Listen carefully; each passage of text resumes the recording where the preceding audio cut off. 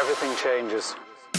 Hi guys, I'm back with my second video, and today we're going to go into a topic which I've been asked a lot on Instagram and Facebook because I post a lot of motivated there and I get all these responses. Most of them are very good, and sometimes I get questions regarding topics of motivation, and I try to answer them to my best ability because motivation is relative. Everyone has their own personal way of getting motivated. But enough about that.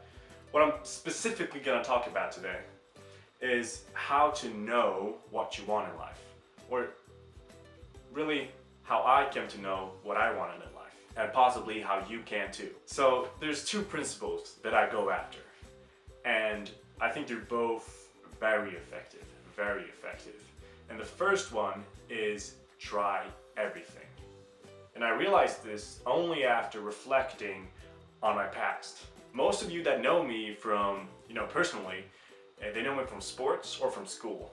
And many of you are aware of that I played basketball for a long time. But I didn't always play basketball. Actually, I didn't play basketball until I was like 12 years old.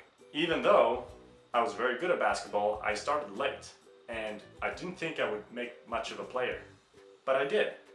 And I'm happy I did. I found my passion with basketball and not in any other sport. I only found my passion in basketball because I kept looking. I did play football a lot, like a very long time. I played football from when I was maybe 5 until I was 9, 10 years old. I tried tennis for like 6 months. I tried indoor floorball for maybe 3 months. I tried hockey, but that wasn't my thing either. I was there one practice and then I left. I never came back. One practice, that was it. I tried judo for 3 years and I was never any good at it. Looking back, I don't know why I kept trying. Anyways, I tried all these sports going through my life until I was 12 years old, and then I finally tried basketball. My dad watched me shooting hoops with my football when we had an indoor game going on. And he thought to himself, wow, maybe basketball is this kid's sport. Because I was never passionate about anything else. So I tried all these sports and I never ever felt a deep connection to the sport. And I think that's the key. That's the key. You can't find what you're passionate about unless you try everything. You gotta try everything. You're not passionate about that? Okay, go next. Not that? Okay. Not that? Okay. Not that? Okay. Just brute force trying everything. That's major key. Actually, 3 years after I started playing basketball, I entered the national championship. And I was a really good player on the team, and I managed to play 38 out of 40 minutes in the national championship final. 38 minutes. And I played like 3 to 4 years. 3 to 4 years. That's nothing. How did I get so good? Well, I think it was my fire for the game. I enjoyed it so much, I would always shoot hoops every day, on school, after school. I did my studies, I made sure I had good grades, but also what I did was make sure that I improved my game because I love basketball. And I only came to love it because I had all of these other sports behind me. I tried them all. Nothing worked. Basketball, that worked.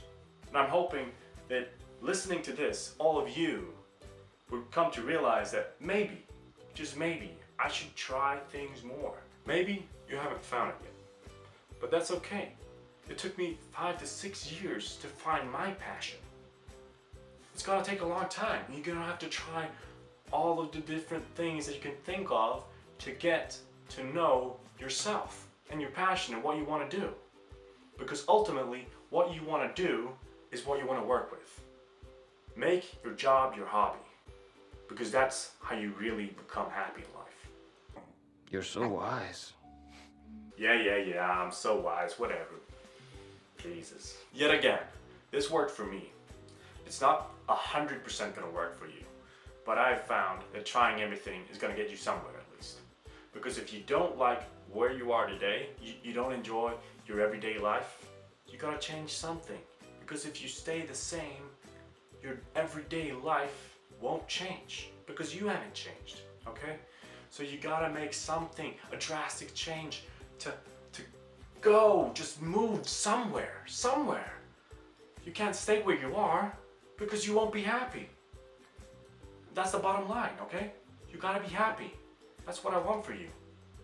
So that's the first out of the 2 rules that I have for you guys to try to find your passion the way I did it. But my second rule that I followed to get to where I am today and to work with what I do today is something completely else. And I found this very effective, at least for me, because it worked like instantaneously. The rule follows: twist something you like.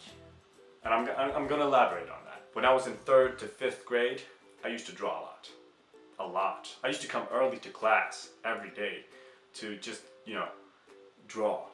I love drawing. I'd take out my almost finished drawing, or I'll just take out a new blank paper and I'll just start creating new things. And it really stimulated me. I actually purchased a lot of manga books and tried to copy their style. But I'm not drawing anything today, am I? No, not at all. At least not on paper. Unless I'm prototyping something, then I would be drawing something. Anyhow, I stopped drawing after 5th grade because I didn't think it was cool enough. You know, the teenage years kicking in. But I started YouTubing in 7th grade, and that introduced me to Photoshop. So I started photoshopping thumbnails, filming myself, and taking, retakes, trying to do it well, trying to find some fun parts, put it all together, put it on YouTube, and see if anyone likes it. And I did so for quite a while. I started, and then I stopped in like 8th grade, and after that I actually started again when I was, sophomore, junior year in high school, which is gymnasium for anyone who is Swedish, just like me. So YouTube led me to Photoshop, which led me to design, okay? And that was when my creative instincts really started to kick in. And as I said, my YouTube channels were on and off, but now I'm gonna do this for quite some time. Moving on to something completely different, my Minecraft servers. When I was 13, I played a game that was called Minecraft. And I really enjoyed myself. So much that I decided to set up a server, a community, if you will. And to fund that server, to pay for all the hosting services that I was using to keep this community up and letting everyone play, I had to have money. And I wasn't willing to put everything out of my own pocket, so I needed donations. But how could I receive donations? I thought to myself. And then I looked at a lot of other servers, and they had their own website, and they had their donations on their website. So I started creating my own website. And back in the day, I used something called webs.com. And it was really simple, very easy for me to use, and I set up a really, really ugly website. But I set up a website, and that was big for me. I felt like I was growing, like I was doing something exciting, something new, and I just loved putting something out there on the internet. It was so fulfilling. So Minecraft led me to setting up my website, not programming it at all, but just setting up a website through webs.com. That led me to choose developer courses in sophomore, junior, and senior year when it came to the last 3 years in high school, which is the gymnasium for people in Sweden. And that was where I was introduced to web programming, really. I started learning when I was 16, and by the time I was 17, I actually programmed my own blackjack site, which was totally offline and only single player with fake coins, but it worked. And I was so stunned of what I could create with programming. My creative instincts kicked in again. This is a whole new gear for me. I loved it. I love programming. And I thought to myself, if I could do this my whole life, design apps, keep adding functionality to apps and creating platforms, I would be happy. I would be happy doing this for the rest of my life. And I only felt that because I twisted what I liked just a little bit every time. So first I liked drawing things, but then I wanted to create content that people liked on the internet, so I started doing YouTube, which led me to doing Photoshop, which was related to drawing and creating stuff.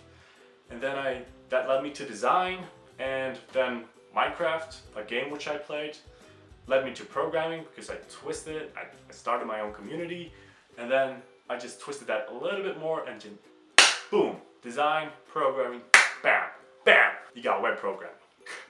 And that's actually how I found my passion. So trial and error and twisting what you like will ultimately help you find your passion as it did me. It's not a guarantee, it worked for me, and I'm telling you, it might work for you. So that's everything I got for you guys today. If by chance there is someone in the audience that would like to learn programming by themselves, I would recommend CodeAcademy, because that was where I learned my programming skills, mostly on the web. If this video was helpful to you, please leave a like, comment, ask questions. I'm on Twitter, Facebook, Instagram, I'm everywhere. Just, try to reach out to me. I'll probably reply on any media. If you know someone that might, benefit of watching this video, please share it with them. If just one of you out there find what you love because of this video, I've succeeded. Lastly, I want to thank everyone that's been supporting me while putting up YouTube videos and trying to create my own content, releasing my website, and I got a lot of exciting projects that I'm going to document that are coming up. I want to thank you guys for giving me such positive comments. I really love that about you guys. Everyone who says something nice about what I do and give me tips on how I can do it better, I really respect that, and I urge you to keep doing it. So that's everything. If you want to be notified when I put up new content, please hit that subscribe button below, and I'll see you next time.